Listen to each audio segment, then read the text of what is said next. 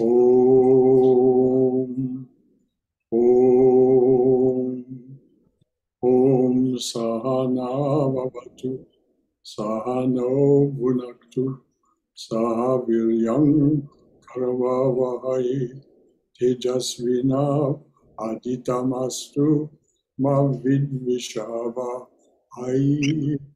Om Shanti, Shanti, Shanti.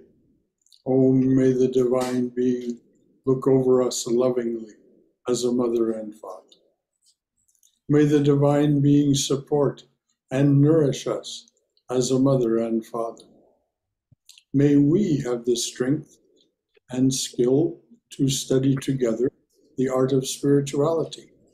May no misunderstandings arise amongst us. Om, peace, peace, peace be unto thee, unto us, and to all your beloved children, everywhere. So good afternoon, everyone. Namaste, and welcome to our Saturday afternoon reading and discussion of the book Divine Grace by Swami Ranganathananda. We've got, I think, the usual suspects. There's no reason to give an introduction to the book, but if there is anything that anyone would like to bring up in the way of discussion from previous sessions or anything at all that they would like to raise as an issue, please, now is the time to do it before we begin. All right, please go ahead, Jeff, and thank you for getting the new microphone that makes you much easier to understand. Well, it's not exactly new, but I fished it out of my drawer of doodads. Right. Because I figured we needed to improve things a little bit. So we are on page 25 of the book, so starting with section 16, which is entitled, Be a Bhakta, but not a Boka. Sri Ramakrishna used to recite a line from a Bengali song, the translation of which is, I am not averse to granting mukti or liberation to anybody, but I am very, very careful about granting bhakti to anyone. That is a very strange statement. Mukti is generally considered to be more costly in terms of effort and struggle than bhakti. But this verse expresses this strange sentiment. Now, what may it mean? Here is a humorous explanation given by another saintly person. So this is a quotation. If I give mukti to anyone, he or she will never again bother me asking me this and that. But if I give bhakti to anyone, from the very next day, he or she will harass me. Give me a job, give me a son, give me money, give me this and give me that. All arising from an absence of faith in oneself and in a spirit of self-reliance. A constant harassment of God, that is the nature of that type of bhakti which is not based on manliness. Because such weak people take refuge in such an attitude, their bhakti means that the bhakta has not cultivated the powers and opportunities given by God to him or her, and that God's burden increases thereby all the time. So God is averse to grant bhakti. Ramakrishna said, be a bhakta, but don't be a boga. Bhakta means a devotee, where boka in Bengali means a fool. And that ends that paragraph.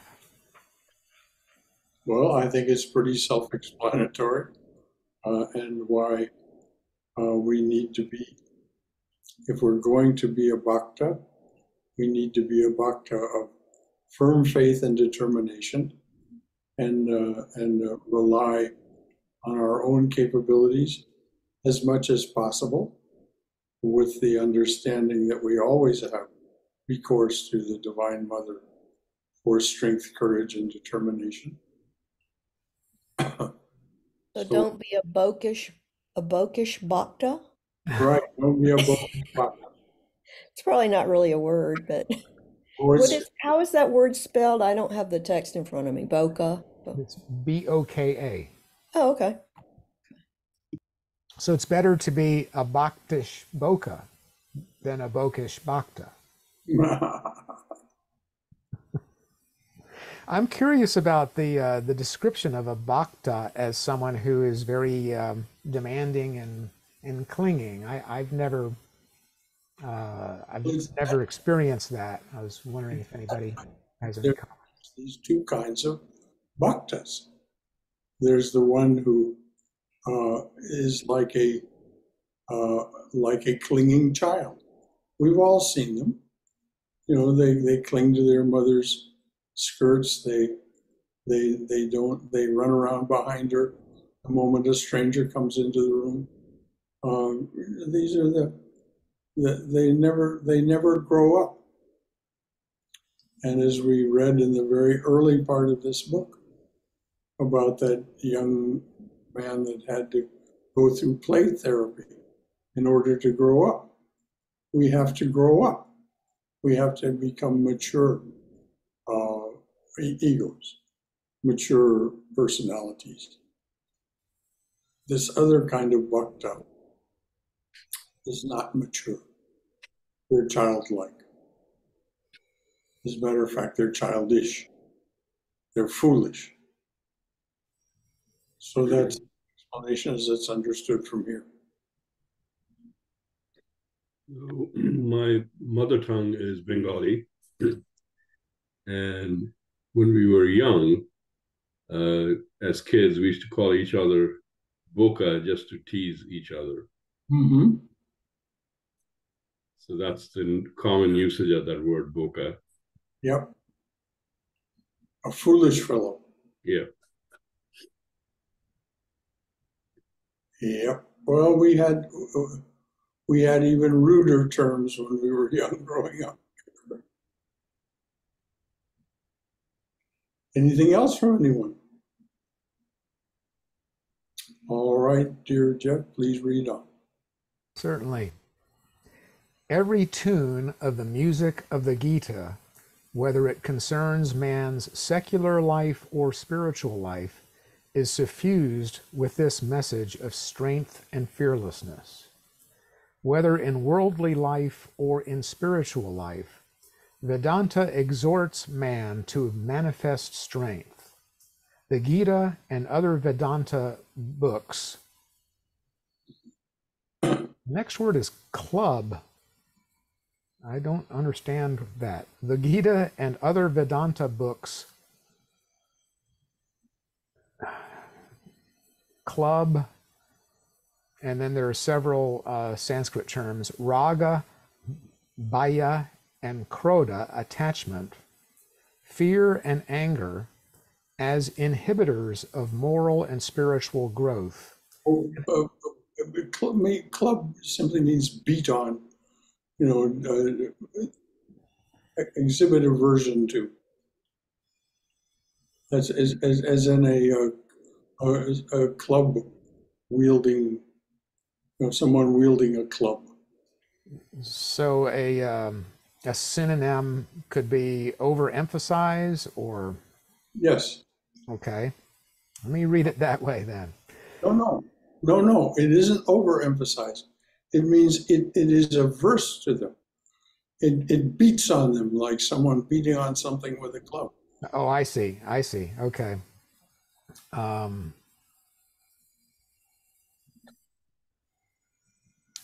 So a word might be denigrate. Yeah, that would be good. Searching for a synonym. Okay. The Gita and other Vedanta books denigrate raga, bhaya, and krodha, attachment, fear, and anger, as inhibitors of moral and spiritual growth, and exhort man to forsake them. Weakness is no virtue anywhere. Fear is no virtue anywhere, according to Vedanta.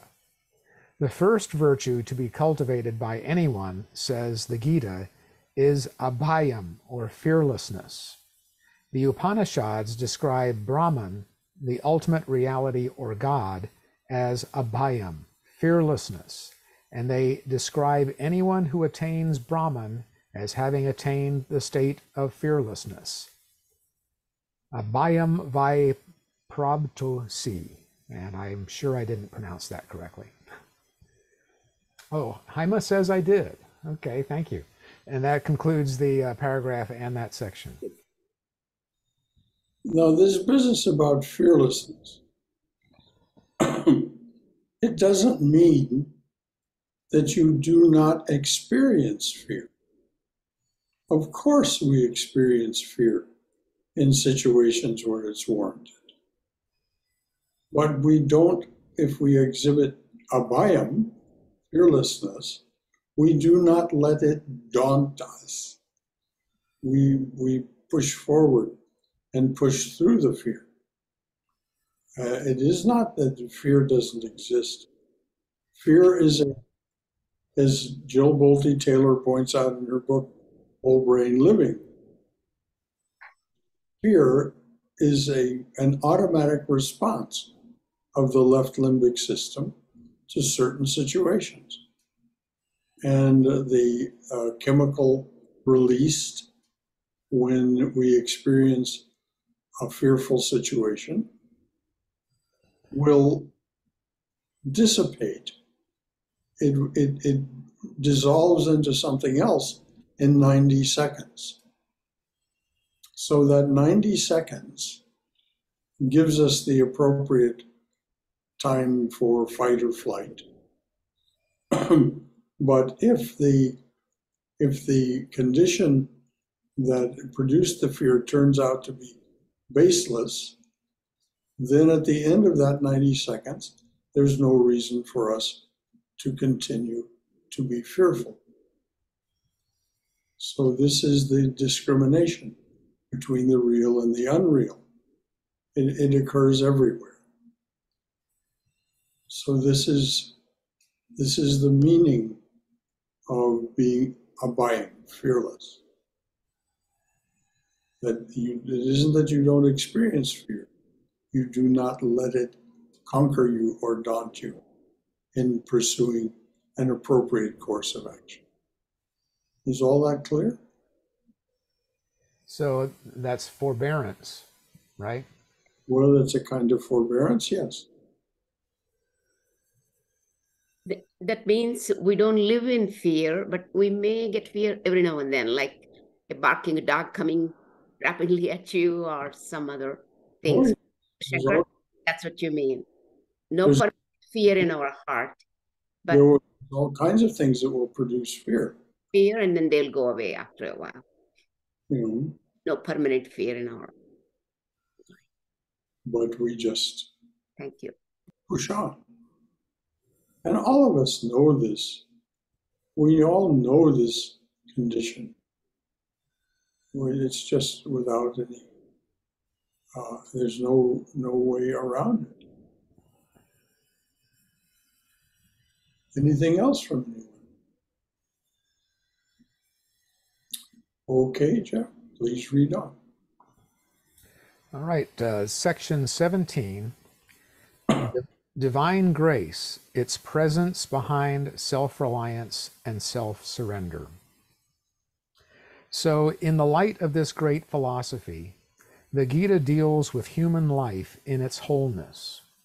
You start as a man dealing with the world outside. You are not seeing God yet. You will be a man among men, interacting with them in the social context and developing manliness and character strength in the process.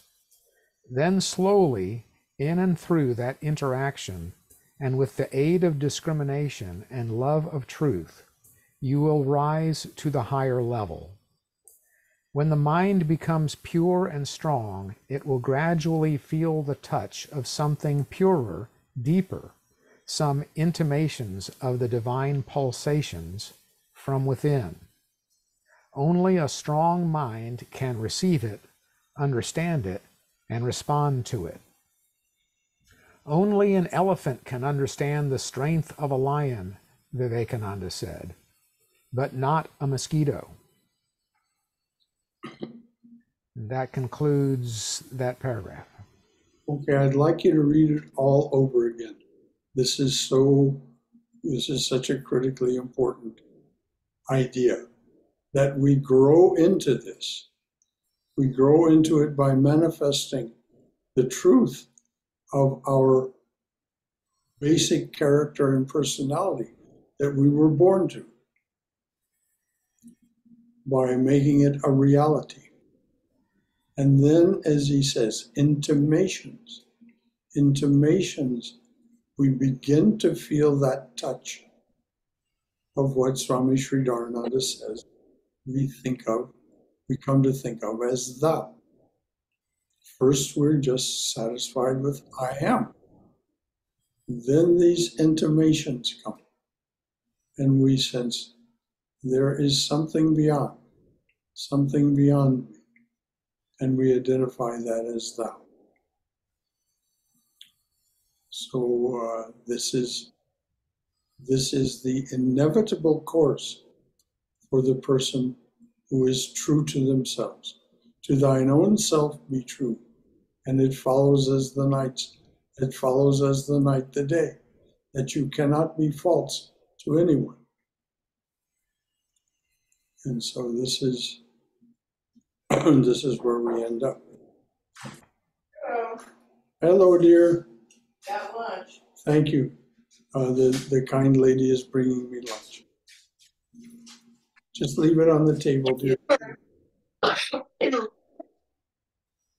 Thank you.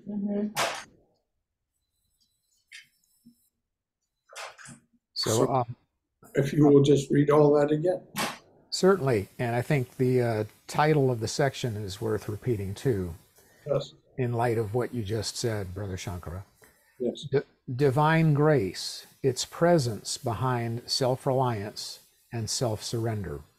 Exactly. So in the light of this great philosophy, the Gita deals with human life in its wholeness.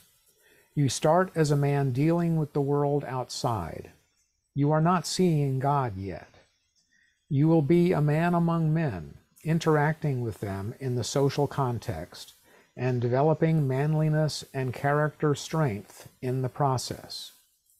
Then slowly, in and through that interaction, and with the aid of discrimination and love of truth, you will rise to the higher level. When the mind becomes pure and strong, it will gradually feel the touch of something purer, deeper, some intimations of the divine pulsations from within. Only a strong mind can receive it, understand it, and respond to it. Only an elephant can understand the strength of a lion, Vivekananda said, but not a mosquito.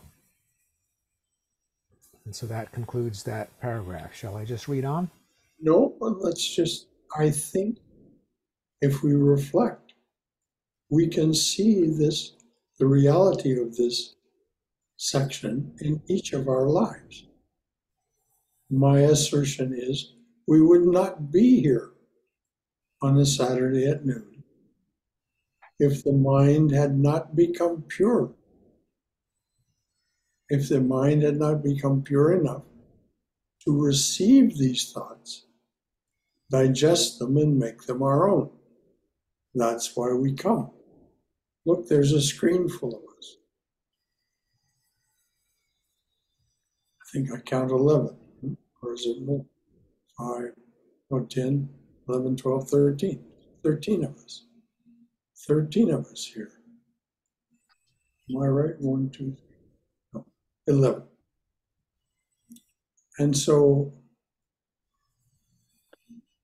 it's just marvelous that what the Swami is describing is a reality for us on this Saturday afternoon.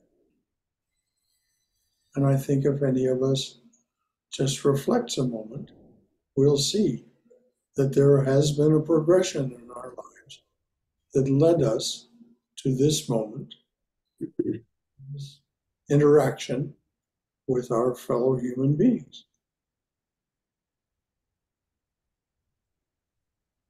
So I have actually two observations. One, section number three in this book talks about Purushakara and Saranagata. If you come to section 17, which we are currently in, it talks about self-reliance and self-surrender, which is nothing other than Purushakara and Saranagata. But in section 17, there is an additional aspect. It says divine grace is behind Purushakara and Saranagata. So since section 3 to 17, the book has kind of developed something. And in 17, I think what they're talking about is a transformation. And brother, that's probably where you're saying that because we have gone through this transformation on a Saturday afternoon, we're all here and actually hankering for more of that transformation. Yes, precisely, Bhaskar. Precisely. Hankering for more. That's why we come. And so the Swami is very graciously just ladling out this great soup of spiritual nourishment for us. And hanker is a great word for it. Isn't it? Yes, hanker is a great word. It's been used in a lot of folk music. So please read on, dear. Certainly. It is not our organically limited ego that is our true form. Behind the ego and beyond all organic limitations is the infinite Atman. That is the self of our self. That is the self, capital S, of our self, small s. The one self in all, infinite and non-dual. In complete human unfoldment, this ego surrenders completely to that self. Sings the great Advaita philosopher Shankaracharya in his Vishnu Satpadi. The English translation is, when the sense of separateness between me and thee is removed in samadhi, it is I who merge in thee, O Lord, and not thou in me. Verily, the wave merges in the ocean, and not the ocean in the wave. And that concludes that paragraph. So powerful. The soul is not in the body. The body is in the soul. The wave, the ocean absorbs the wave. The wave does not absorb the ocean. And that the ocean, the use of the ocean as a metaphor. How powerful is the ocean? How huge is the ocean? It's trying to give us some sense of the infinitude of our being when we're talking about the Atman. When we're talking about the Atman, it is not a limited thing. It is not within time, space, and causation. It is superimposed on time, space, and causation.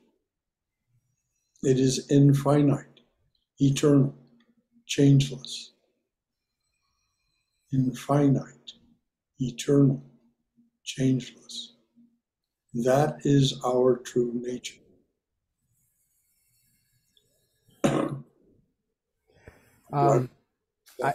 I think I'm seeing a distinction between how we, the quick definition of Atman is soul, just because in English we don't have a better word for it than that. But I think in the West, we tend to think that the soul is inside us somehow. But this is much more transformative in describing how our Atman envelops us and includes us. Yeah. We are not, the Atman is not in us, we are in the Atman. Exactly. Precisely. Precisely. And there's no ifs, ands, or buts about it. And it is one of the places that Christianity and Vedanta disagree with one another.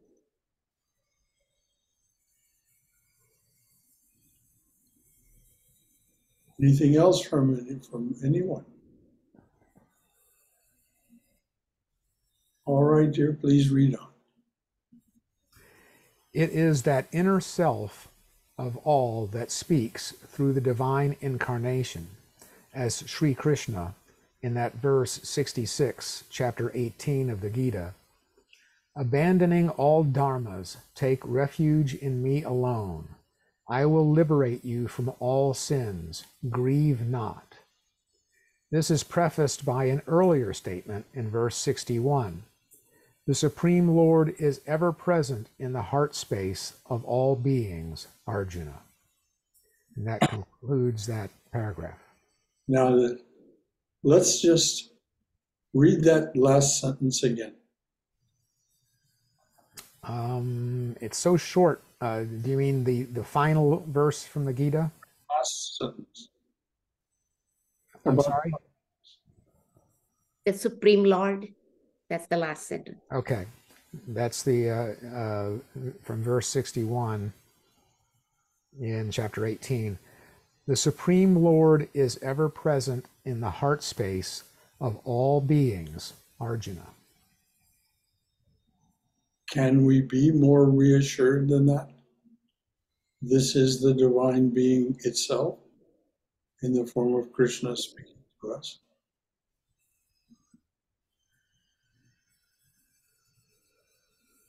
Can we be fearless if we believe what is said just there? Ah, yes, we can. It's in the heart space. That supreme being is in the heart space, the Atman of every being. This is an attempt in English. You said very correctly, we have no good translation for Atman into English. We translate it as soul. So here the Swami has used the word heart space.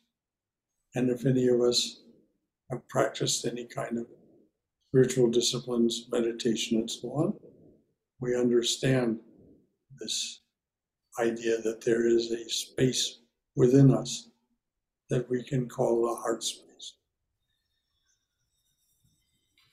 So verse 61 and 66 on chapter 18 is almost at the very end of Gita.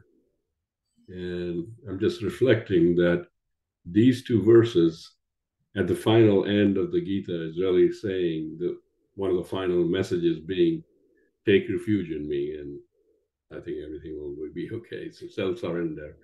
It's the message. That is exactly what Krishna says. Take refuge in me, and all of your issues and concerns are resolved. That's what's meant by refuge. I am the refuge. And all of them say that. Sri Ramakrishna said that, Jesus said that. Come to me, all of you who are weary and heavy laden, and I shall give you rest. I shall be your refuge. I do have a question from the earlier paragraph, which talks about Shankara's idea of, merging the sense of separateness. Is that really a teaching of Advaita, or is that really a teaching of Jnana Yoga, or is it both? Both. I mean, the Adi Shankaracharya is the spokesperson for Jnana Yoga, Advaita Vedanta. So read what he said. Read that little passage. When the sense of separateness between me and thee is removed in samadhi, it is I who merge in thee, O Lord, and not thou in me. Verily, the wave merges in the ocean, and not the ocean in the wave. Yes. And notice that there is this idea that we must attain the same state of samadhi before we truly become that. We can intellectually understand it. We can do our hearing and manana, our mental cogitation about it. But to truly grasp it, we must go into samadhi. Now, Sri Ramakrishna said, there are thousands of kinds of samadhi. We don't have to worry about whether I'm going into samadhi or not. If I lose, this is the definition of going into samadhi, you lose the sense of time and space. You no longer are aware of how long you've been sitting. You're no longer aware of your body being in space, where your body ends, that skin surface. And it doesn't matter if it happens for a moment, or for a few moments, or for quite some time. It's transformative.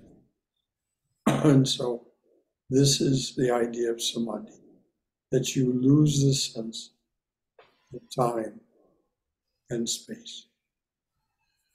Any concerns or comments or questions? I'm kind of curious with the usage of the word samadhi. I thought samadhi is more from the yoga philosophy or the other book that we did. And samadhi being used in Jnana Yoga or Advaita. So, well, there is, as Sri Ramakrishna said, there are thousands of kinds of samadhi. And of course, Nirvikalpa samadhi, the samadhi of the highest yoga, is, we can't even begin to discuss that because because in that state of being, there is no mind. The mind has been left behind. So there's no experience. So there's no way to talk about nirvikalpa. But these other kinds of experiences where we do have the experience of losing our sense of time and sense of space. That's an experience. That's also a kind of samadhi. And it is a kind of yoga, a kind of union with the divine presence, the self.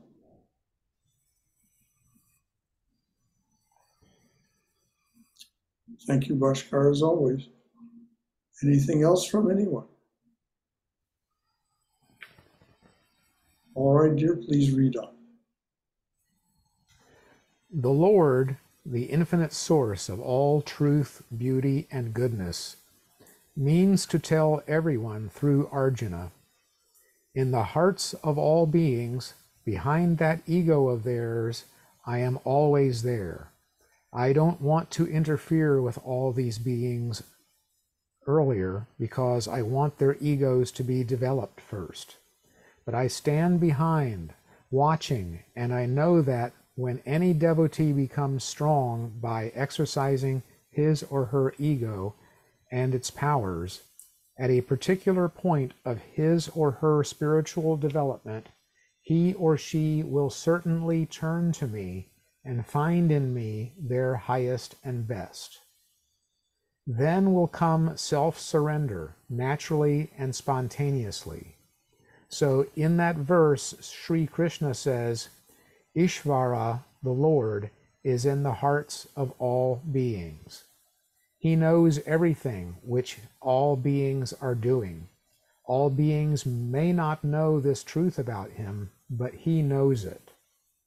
In the last verse of the 5th chapter of the Gita, he had said, knowing me as the enjoyer of all sacrifices and austerities done by beings, as the great Lord of all the worlds, and most intimately as the friend of all beings, man attains peace. And that concludes that paragraph. And I'd like you to read it all over from the beginning. Because this is, you know, we can well do with absorbing this more deeply. The Lord, the infinite source of all truth, beauty, and goodness, means to tell everyone through Arjuna, in the hearts of all beings, behind that ego of theirs, I am always there. I don't want to interfere with all these beings earlier because I want their egos to be developed first. But I stand behind, watching, and I know that when any devotee becomes strong by exercising his or her ego and its powers, at a particular point of his or her spiritual development, he or she will certainly turn to me and find in me their highest and best. Then will come self-surrender, naturally and spontaneously. Naturally and spontaneously. So beautifully promised. So in that verse, Sri Krishna says, Ishvara, the Lord, is in the hearts of all beings. He knows everything which all beings are doing. All beings may not know this truth about him, but he knows it. In the last verse of the 5th chapter of the Gita, he had said, knowing me as the enjoyer of all sacrifices and austerities done by beings, as the great Lord of all the worlds, and most intimately as the friend of all beings, man attains peace. Okay, what time is it? It's 12:38, so we've got 22 minutes yet to go. Well, I'm going to ask you to read on, but because of my physical condition, I need to go to the restroom. There's no two ways about it. So you go ahead and read on and discuss among yourselves as pleases yourselves. Don't wait for me to come back.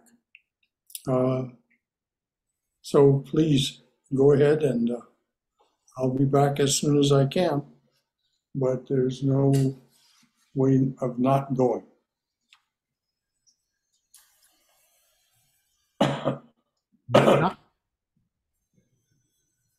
But not knowing this truth, man often feels helpless, peaceless, and grief-stricken. God is in all men, but all men are not in God, therefore man suffers, says Sri Ramakrishna. The subject of man's search for the divine and God's response to man is beautifully presented in its imagery of the two birds by the Mundaka Upanishad. Two birds of beautiful plumage, always together, friends of each other, live on the same tree.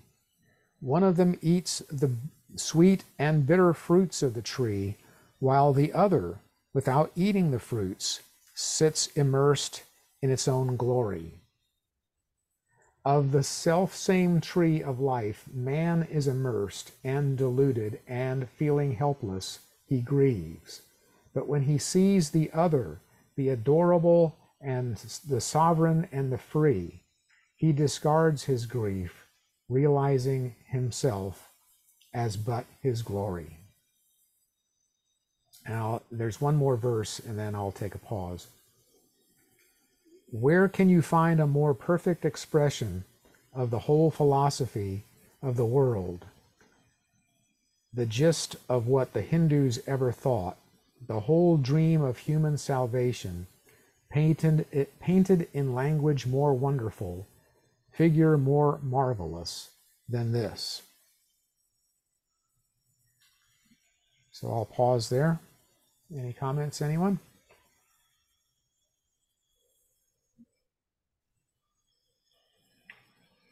I have a comment, Jeff. I think we are those birds that eats the sweet and bitter in life. That's what he's trying to refer to, the humanity. And then slowly we look at the others. It's where we are now on the right track. And we look at the birds who are at a higher level than us, who have somehow transcended that, right? Exactly. That's what I'm thinking. I think there are a lot more of those birds still who eats bitter and sweet fruits. We're on the right track. That's all I could say. Anyone else? Glad to hear it, Jaime. We need all the encouragement we can get.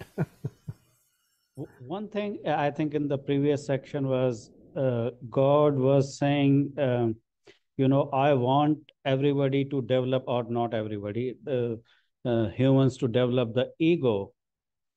Is that, I don't know, my interpretation to that would be then only we will surrender to God, or does anybody have a different opinion or understanding on that?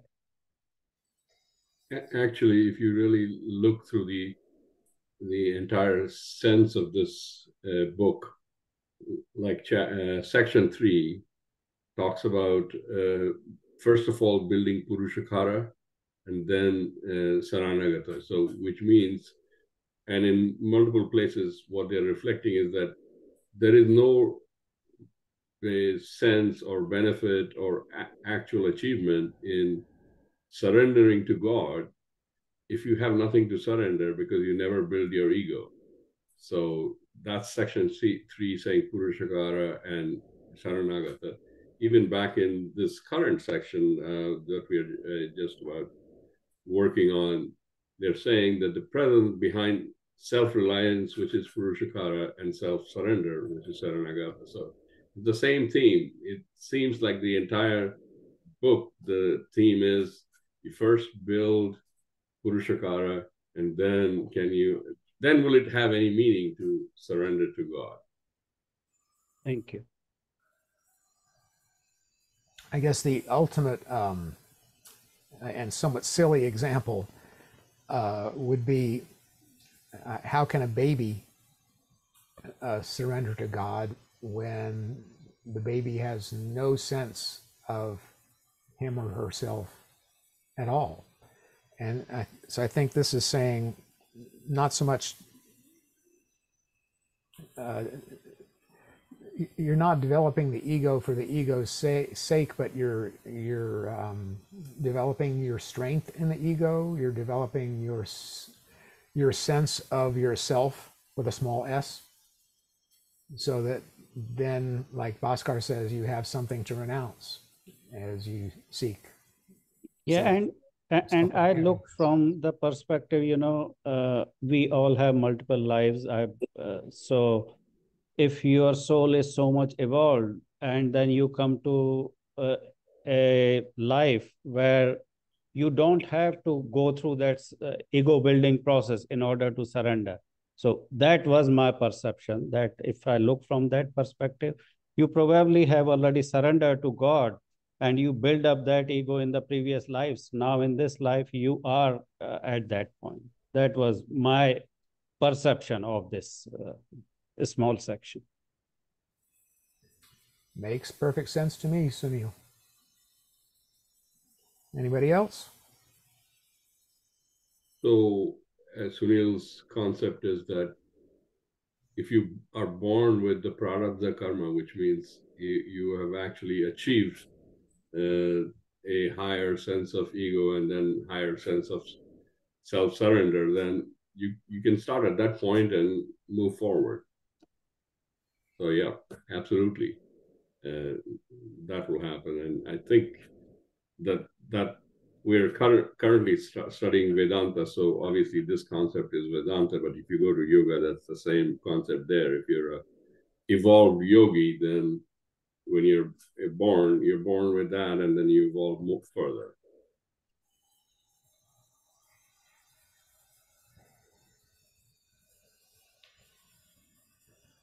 So the next part of this section is a very long quote by Swami Vivekananda.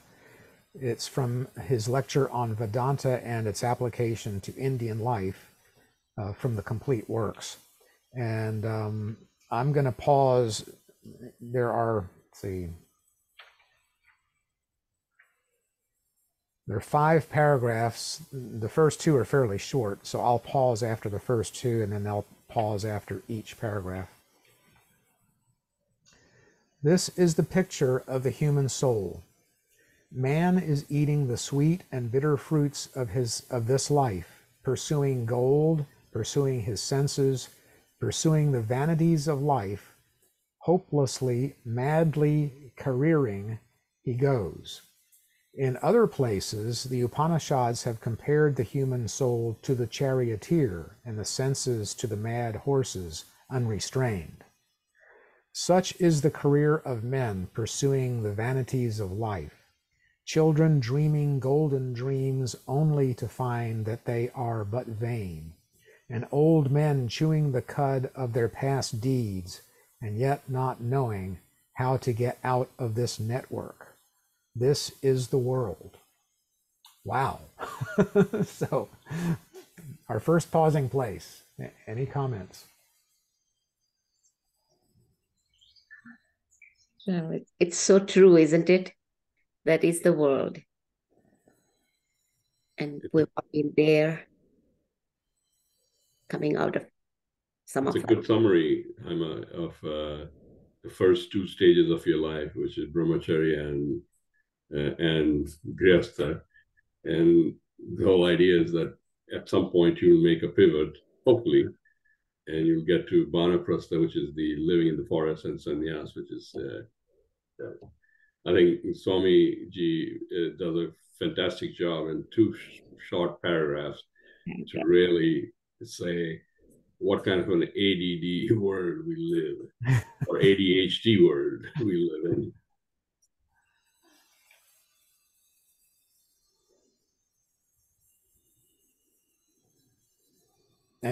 And our world today is so much more ADHD than it was in his time. Yet I think the Swami could pick up on the quickening that was happening in the world's culture.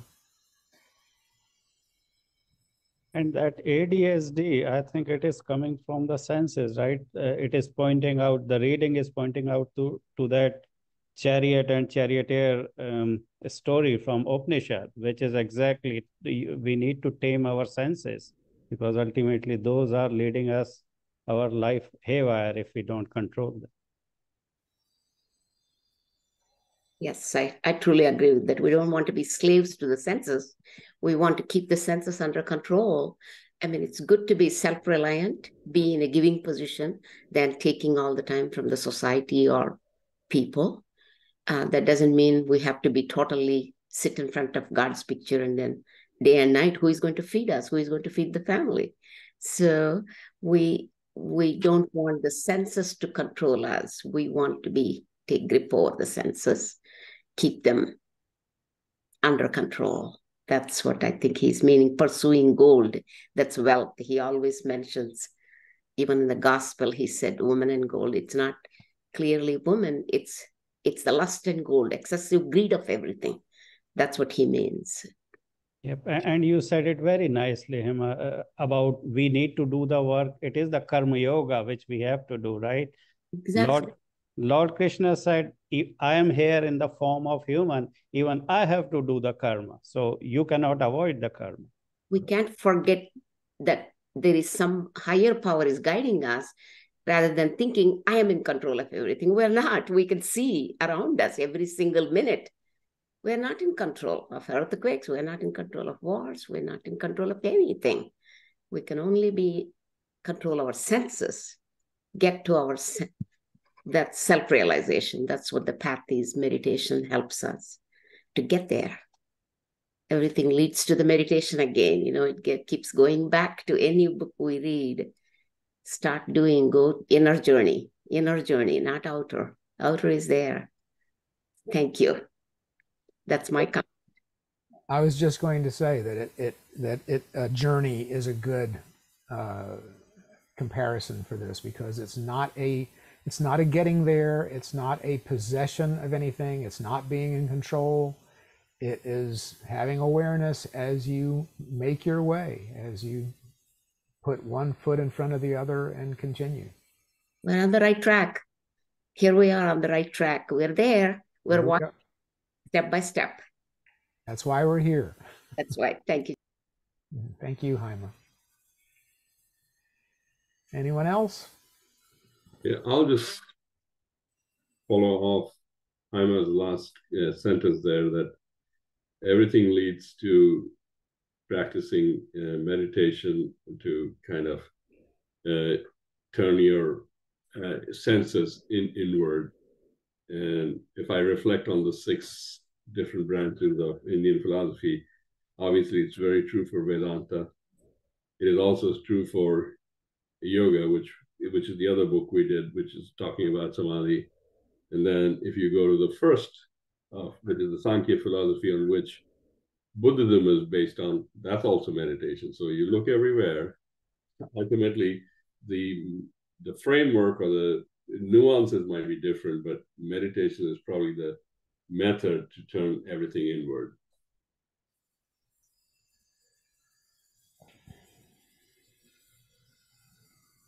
Oscar. Anyone else? All right, I'll proceed. And don't forget, this is Swami Vivekananda speaking. Yet in the life of every one there come golden moments. In the midst of the deepest sorrows, nay, of the deepest joys, there come moments when a part of the cloud that hides the sunlight moves away, as it were, and we catch a glimpse, in spite of ourselves, of something beyond, away beyond the life of the senses, away beyond its vanities, its joys, and its sorrows, away beyond nature or our imaginations of happiness here or hereafter, away beyond all thirst for gold, or for fame, or for name, or for posterity.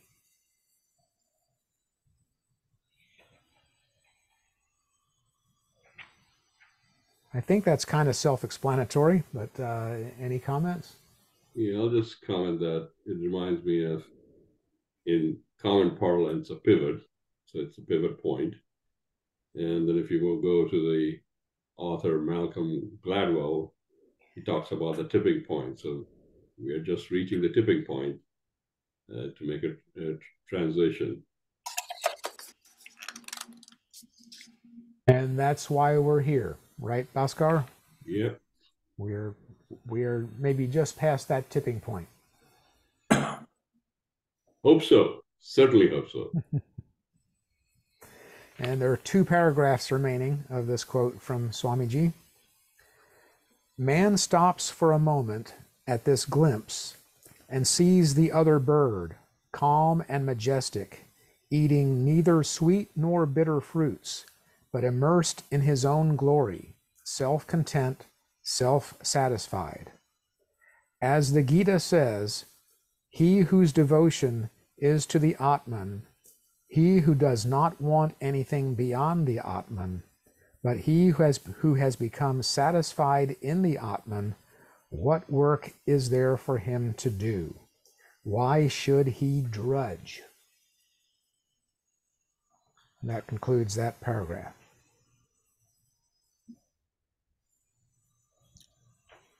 And yet we work.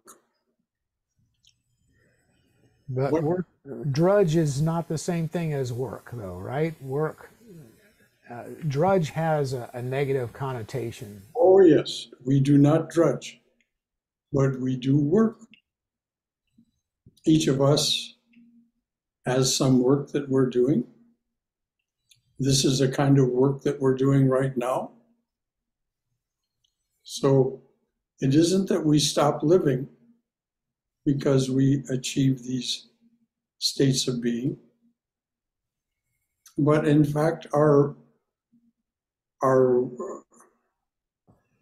work becomes more efficient and more radiant because it's not contained by ego selfishness.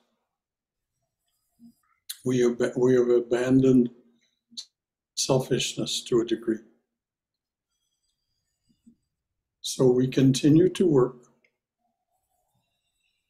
but for the good of others, not so much for the good of ourselves. We do the necessary, but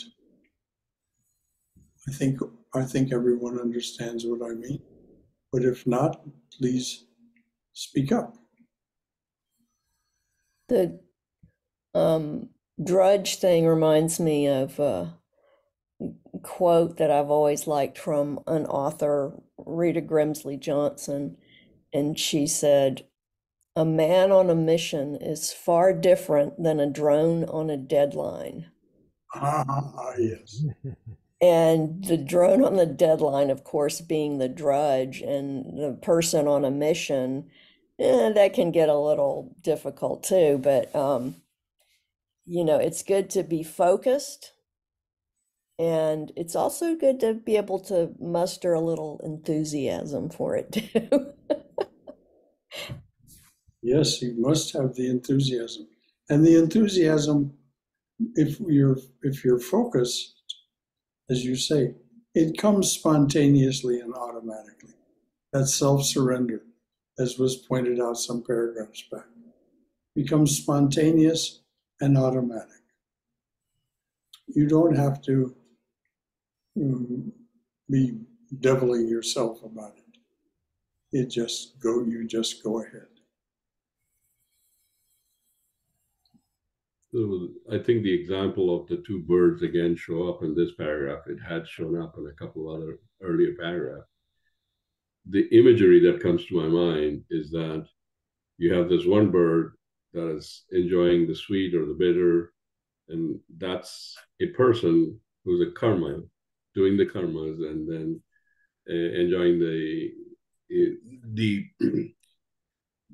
fruits of the karma, and therefore is not a karma yogi. The second bird is really a karma yogi, doing the karma, but not getting entangled with the sweetness or the bitterness of the fruits of the action. And therefore, that's an example of a karma yogi. Yes, offering the glory of its being to itself. Capital I. Perfect example. Yes, the karma yogi. There's the being experiencing the fruits of karma, which of course are not attached to the Atman, but only to the Stardust spacesuit. And then the other, immersed in its own glory, which it always is, and we always are. It's only to be discovered.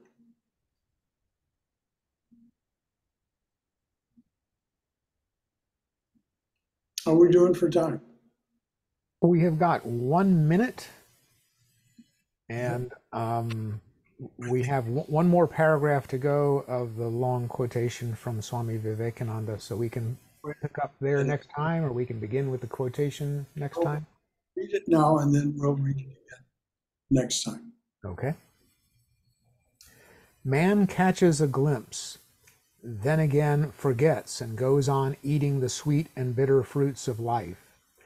Perhaps after a time he catches another glimpse, and the lower bird goes nearer and nearer to the higher bird, as blows after blows are received. If he be fortunate to receive hard knocks, then he becomes nearer and nearer to his companion, the other bird, his life, his friend, and as he approaches him, he finds that the light from the higher bird is playing round his own plumage, and as he becomes nearer and nearer, lo, the transformation is going on. The nearer and nearer he comes, he finds himself melting away, as it were, until he has entirely disappeared. He did not really exist, but it was the reflection of the other bird who was there calm and majestic amidst the moving leaves. It was all his glory, that upper bird's. He then becomes fearless, perfectly satisfied, calmly serene. What a lovely way to end. All right. Jai Shri Guru Maharaj Ji Ki Jai. Durga, Durga, Durga. May we be safe. May we be healthy. May we be cheerful. May we have peace of mind. And may we go forward secure in the knowledge that we are in the loving and protective embrace of the Divine Being as our Mother and Father. May we all be well and in bright spirits. So for those of you who choose to join us, tomorrow morning's talk will be on the Baal Shem Tov, a great Jewish mystic of the, I think, the 14th century. Anyway, it's an interesting, one of the great mystics, one of the great, he's the founder of the Hasidim, which have changed a great deal, of course, over the centuries. But he was the founder of the Hasidim, a very interesting character, how he grew up and how he came to be who he is. So we'll talk about him tomorrow morning. Anything else from anyone before we sign off? All right, dears. Until tomorrow.